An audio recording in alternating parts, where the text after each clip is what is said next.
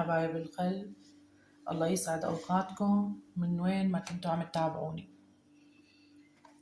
اليوم حبيت أساوي لكم كيكة البرتقال بطريقة حلوة ومبسطة، أي حدا في يعملها بالبيت. بتمنى منكم أي حدا عم يتابع الفيديو بدون اشتراك، بتمنى تعملوا اشتراك للقناة وتعليق حلو مثلكم، وأي استفسار تحطوا لي اياه بتعليق، ولايك للفيديو، وتشاهدوا كل التركات على الآخر. يعني راح أعطيكم كل التفاصيل لتنجح معكم الكيكة، والله يسعدكم. وأنا بكبر بمحبتكم والله. أول خطوة جهزت قالب الكيك، دهنته بسمنة منيح، غلفته كلياته ورشيت له طحين. وأهم شيء القالب يكون ألمنيوم، هو بيوزع حرارة أكتر يعني للبيت. يعني وحدة عم تساوي شي بالبيت، قالب الكيك الألمنيوم ما بيلزق معكم، بيسوي دغري. حتى بصينية الألمنيوم لو ما إلها فتحة، ما إلها هاي الفتحة بالنص، غلفوه كلياته مشان ما يلزق معكم. وطحين أو طحينية، بس أنا بحب هاي الطريقة، ما بتعطي طعم للجاتو. بنقيمه على جنب ونبلش أنا وياكم هلا بالكيكة. أول خطوة أنا برش ليمون حامض، وبرشة برتقال. غسلت البرتقال وبرشتها برشة ناعمة، بضيفه بتعطي طعم وبتعزز طعمة البرتقال، بتعززه يعني بتعطيه طعمة خرافية. هلا ضفته، فيكن تستغنوا عن الليمون إذا مو موجود يعني طبعا. حطيتهم هيك. أنا ضفت كاسة سكر، فيك تضيفي كاسة ونص على المقادير اللي عملتها أنا، وفيك تضيفي كاسة كاملة. أنا مقلل شوي، أنا يعني ما بحب الحلو زيادة، حتى أولادي تعودوا على هاي الطريقة. طبعا أي شيء بتبلشي فيه، كاسة، كوب، أي شيء عم تستعملي، اللي بتبلشي فيه بتنهي فيه المواد. بس إلا أنا بشغلة وحدة، يعني أنا اللي بنقصه أنا لأنه هيك بحب. بس أنت بلشي بكل شيء، وبس الزيت والله بتنجح معي. نص كوب من هداك، يعني هدول الزيتات نص كوب من هدا. أنا أكتر من نص كوب ما بحط، كوب كامل فيك تحطي، بس أنا بحط نص كوب وبتنجح معي. وبتابعوني لآخره وبشوفكم النتيجة. هلأ ضفت البرش، بفركهم هيك. السكر والبرش كتير كتير كتير منيح، برشتهم هيك. الله على الريحة، شو بدي أخبركم، الريحة غير شكل. برشيهم هيك كتير كتير لتتغلف حبة السكر كلها فيهم.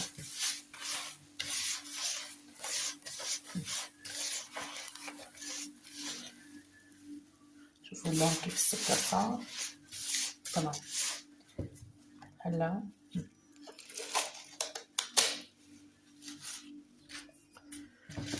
هلا مشان بخصوص البيض بده يكون بحرارة الغرفة. أول شيء بيكون برا البراد، إذا عندك إياه بالبراد شيليه قبل بساعة بساعتين ما بيأثر. عندي هاي البيضة صغيرة، شوفوا قديش صغيرة براحة إيدك، وهدول كبار. إذا الحبة صغيرة مثل هاي حطي 4، إذا كبيرة حطي 3 كافية.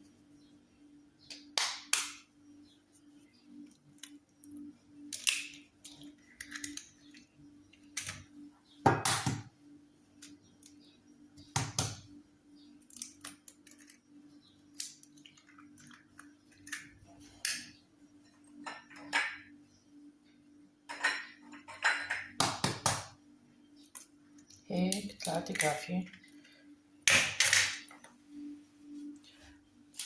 بنضيف زرف الفانيلا،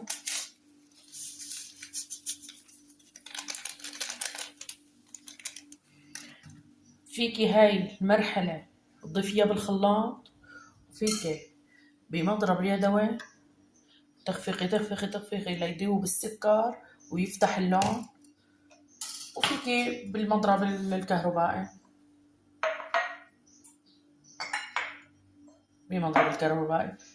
أنا هلا راح أفكهم بالمضرب الكهربائي. بضربهم مشان ما يزعجكم الصوت، رح اضربهم وشوفكم كيف بأي مرحلة بيوصلوا. وهلا حبايب قلبي شوفوا كيف صار لونه فاتح وداب السكر، ما عاد حسيت بحبيبات السكر. هلا هون بالمضرب الكهرباء حكينا قبل في فيديو سابق انه بهان 3 دقائق 4 دقائق انكترت. اما اذا بدنا نعمله بالمضرب السلك، هذا المضرب اليدوي، اقل شيء بدنا 10 دقائق ليفتح لونه ويتضاعف البيض معي. وبالخلاط كمان من 3 دقائق ل5 دقائق. هلا هون بهي المرحلة انا رح اضيف الزيت،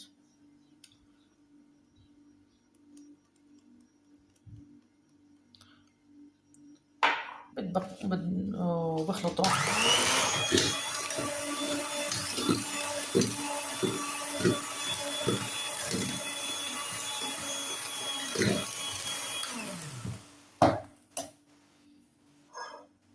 وهلا بدي احط كاسة البرتقال،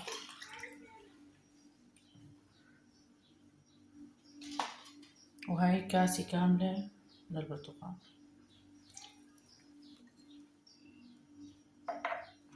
وبكفي خفق. وهلا بعد ما خفقت الزيت وخفقت الزيت والبرتقال، كاسة البرتقال، بدي اضيف الطحين. انا نخلت كاستين طحين.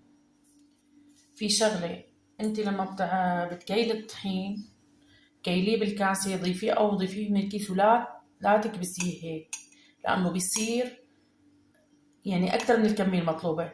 بتعبي تعباية هيك عادي وبتنخليها ماشي. وبالكاسة بنرجع بنقول بالكاسة اللي بنعير فيها من اول مرة لاخر شيء، لتخلص الوصفة. هلا انا رح ضيف هون نخلتهم كاستين طحين، رح اضيف عليهن ظرف بيكنج باودر،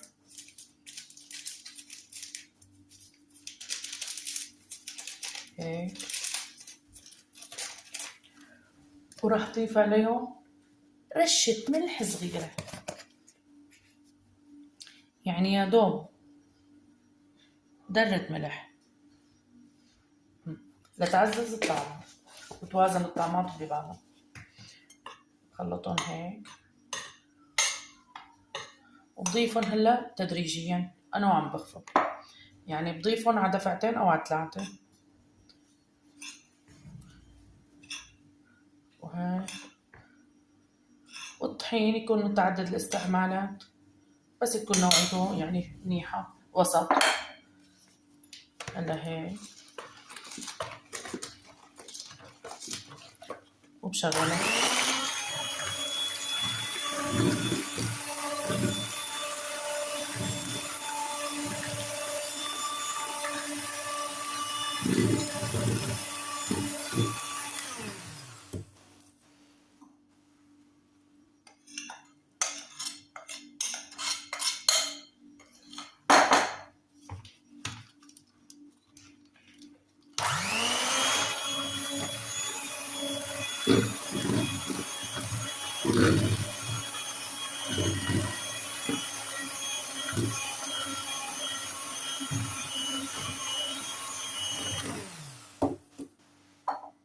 هاي آخر دفعة من الكمية.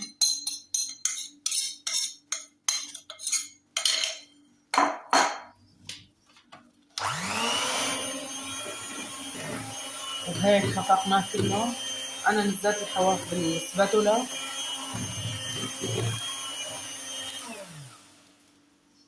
شوفوا القوام.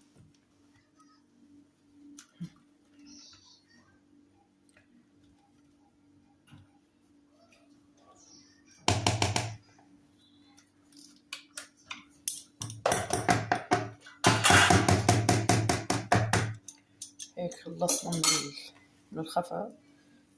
شوفوا القوام كيف بيكون. هلا بنجيب القالب ونفضي. بسم الله الرحمن الرحيم. هلا انا نزلت الفرن وشغلته. انا ما بشغل الفرن قبل بوقت ولا بحمي. هلا انا عم فضل كيك، شغلته، انا مجهزته شغلته بس من تحت. فرن عادي، اللي عنده فرن الغاز اللي بتطبخ عليه كهرباء وغاز، تحميه من تحت قبل بوقت. عنده عيار إله على 180 درجة. بتحط الرف السلك أو على نص الفرن، وبتحطه وبتشغله بس من تحت. قرب بس يستوي وببين حواف محمرة، بتشغله من فوق وبتطفيه من تحت. هلا أنا عندي فرن عادة. هذا الاختراع غير شكل، هي السباتولا بتنظف كل شيء بكل سهولة، لا بتتعذبي ولا شيء. خلصنا هيك. أهم شيء إنك تدقيه وتفرغي الهواء منه. هلا هيك على سطح المجلة دقة هيك لعبة، بتطلع الفقاعات كله، بتفرغي الهواء منه. وهلا على الفرن. وأنا هذا الفرن اللي عندي فرن عادي، ما عندي السلك إني ثبته بالنص، وبينجح معي. بحطه على أرض الفرن، على أرض الفرن. هلا بشوفك. بسم الله الرحمن الرحيم. شغال من تحت هيك وبتركه.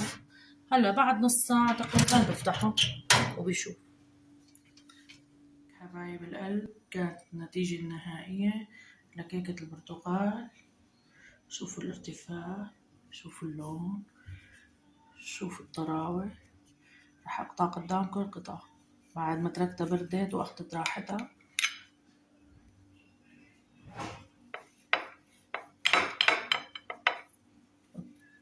طعم أكيد خرافي.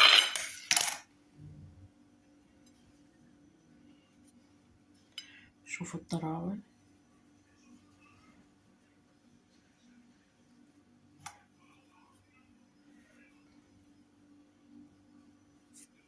وهيك كانت النتيجة النهائية للكيك.